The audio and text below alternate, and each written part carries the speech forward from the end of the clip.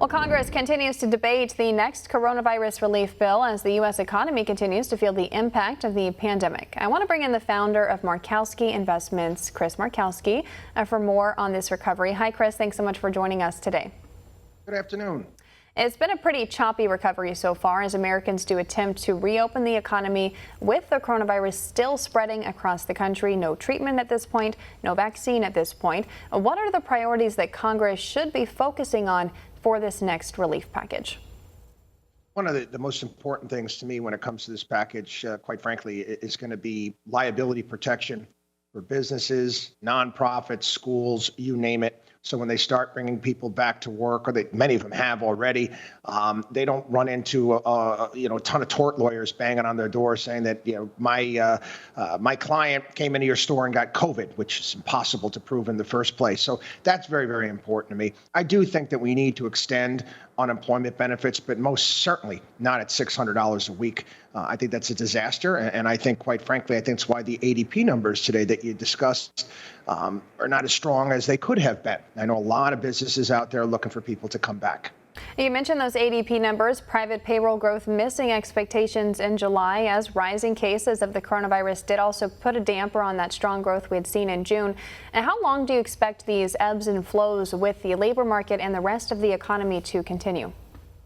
I think it's going to be going on for some time now. Again, you did a great report there on the vaccine, and I think there's going to be a debate when that comes out of whether or not people are going to actually get the vaccine. I know, just thinking of myself, it reminds me of 1970s Life cereal commercial. I'm not going to try it. You try it. We've been, told so many different things about this virus, and now they expect everybody's going to run out and automatically want to take a vaccine. I got a sinking suspicion many people are going to wait and see how that works out. There's not a lot of trust right now in faith in the powers that be because of all the conflicting things that they've told us over the past 6 months. And it's amazing. I mentioned the phrase 6 months. We seem to be shut down for the past 6 months right now, and we still have these ebbs and flows out there. And I do think it's going to continue to be choppy through the end of the year. You and I have talked in the past before about the impact of the pandemic on big city centers like New York City. And now we're seeing evidence of that. Retail rents in Manhattan specifically fell below $700 for the first time since 2011 in the second quarter. How can cities adapt their economy to the long-term changes that are brought on by this pandemic? It's going to take some time. I did a bit of a recon mission myself. I had to drive through New York to go to Pennsylvania, take to my kids to a lacrosse tournament, and driving through the lower part of Manhattan, I didn't recognize it. It was like out of some sort of 1970s movie where, they turned the city into a prison, Escape from New York. I've never seen anything like that since the 70s. So there's that part as well, too. I mean, they've got to get law and order back to many of these urban centers around the country. People are taking a look and saying, I'm going to pay all these taxes to live in this place, and my business is not going to be protected. And I've got to worry about being back to the days where I'm going to be mugged. Big story that came out today talking about the rise in crime, even in the Upper East Side in Manhattan, which is a more of a high rent residential area, and how crime is going through the roof. So, yes, these major cities have serious problems that they're going to have to deal with, not to mention the fact that many businesses out there are going to say, hey, you know what? I don't need all of that commercial space, office space. I can let these people work from home, and they're being quite productive.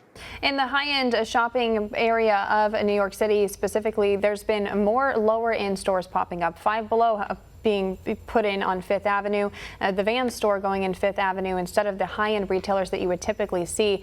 Do you expect that to be a shift that we see all across the country in higher-end areas, even Rodeo Drive in Los Angeles, for example?